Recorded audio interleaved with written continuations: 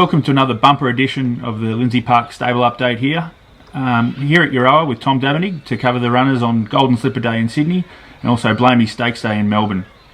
We head to Sydney first, and in race number 3, the Derby Munro, we have Darren, drawn barrier 10 with Regan Bayless aboard. His couple of runs back this prep have been really good. He's performed well in Sydney in the past. He's got form on soft track. Never seen him on a heavy, but if he handles the conditions, I think he's a good each way hope. Race number 4, we have He's Our Rocky backing up from the Ajax Stakes last weekend to run in the Randvet. He's been building up nicely. He's races this preparation. He's racing like he's looking for the 2000. He's got good soft track form again, but never seen him on the heavy. My gut feel is that he'll like the heavy conditions, and if he handles the 7-day backup, it looks a nice race for him, obviously in very strong company. We have Seaburge, last year's Cyrus Produce winner, running in the Rosehill Guineas, drawn barrier 10 with Blake Shin. He's really been racing like he's looking for the 2000 this time in. He's done very well since his last start run in the Guineas, very fit now, and I'll be intrigued to see what he can do out to 2000. The Group 1 Golden Slipper, we have multiple runners here. Catchy, drawn barrier 8 with Craig Williams. Formality, barrier 2, Ryan Moore. Medinity, barrier 9, Regan Bayless. And Tulip, barrier 10, Karen McAvoy. Well, Catchy's, looks like a real star. Her form's been outstanding. She's done extremely well. She's very professional. Her work on the Sydney leg's been excellent. Never seen her on heavy track, but if she handles the conditions, I think she's got a wonderful chance. Tulip won in Sydney last week, so if she handles the 7-day backup, she handled a soft 7. Very talented filly also. Formality's got the inside draw. She's got good speed. Never seen her on heavy ground, but comes out of a third in the Blue Diamond. Definitely got the talent. And Medinity has been racing well. We normally ride her in a forward position. We're going to try and ride her a little more conservatively. And if she also handles the conditions, she's very talented. Race 8, the Group 1 Galaxy. We have 2 runners coming out of the Oakley Plate, Fatnar and Miss Promiscuity. Fatnar was second in the Oakley Plate, was an excellent run. He actually hit the front and was only narrowly defeated. He's got good soft track form, and he's in the race well in the weights. I think he's got a great chance. Miss Promiscuity was a good run first up in the Oakley Plate. She's improved fitness-wise. She's got form on soft track. Her one go on a heavy was a little bit disappointing. She's a big odds, a sneaky lightweight hope. Race number 9, the Epona Stakes. The old adage, the grey in the wet. We have here Gabella. Yeah, she's very fit now. She's got good form on that leg overseas. She's got good wet track form, and she's very fit, so I think she's got a good chance. Over to Flemington on Blamey Stakes Day. Race 1, we have Catch a Fire. Blinker's first time with Mark Zara. Her run down the straight was excellent. She was strong late. That was over 1100, so I think 1200 will suit. And you've always got to respect Blinker's first time. I think she's got an excellent chance. Race number 2, we have the undefeated son of Schnitzel, Bastille. Yeah, he's a really talented horse. First time out to 7 furlongs. Going for 3 in a row. I think he's got a good chance. He's drawn to get a good run.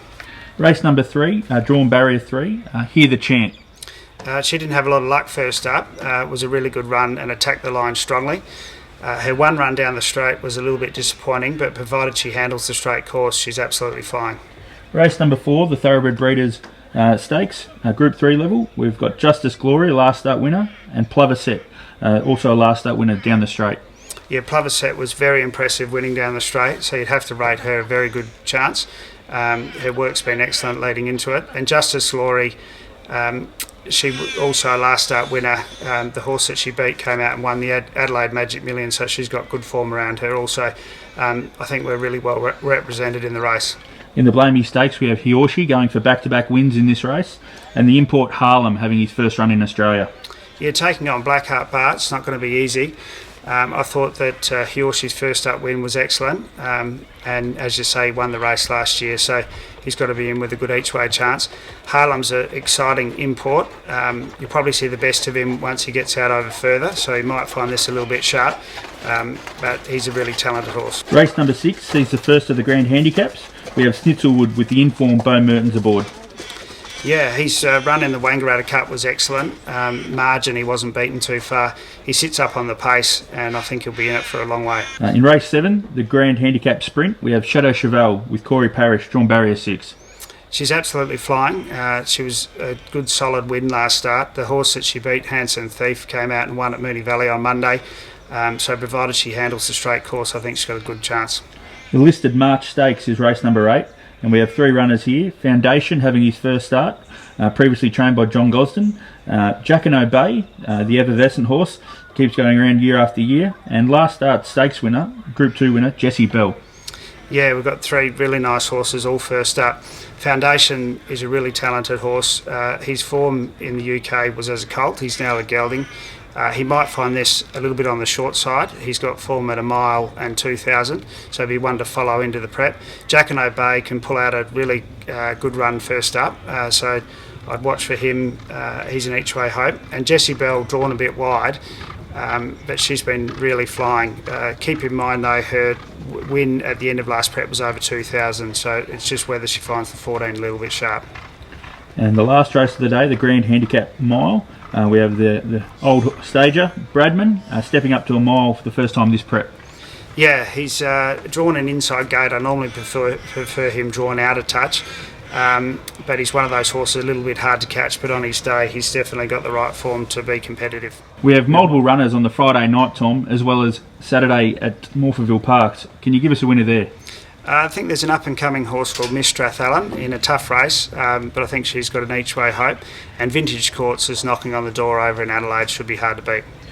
Best of the weekend time, what's the best here? We've got some really talented horses. I'm going to stay out of the slipper because I'm not sure what they'll do on the ground. But at Flemington, I like Catch of Fire. I think she should be hard to beat. And I'm going to stick with Maury on the mic suggestion of the grey and the wet, Gabella in Sydney. I think she'll handle the conditions.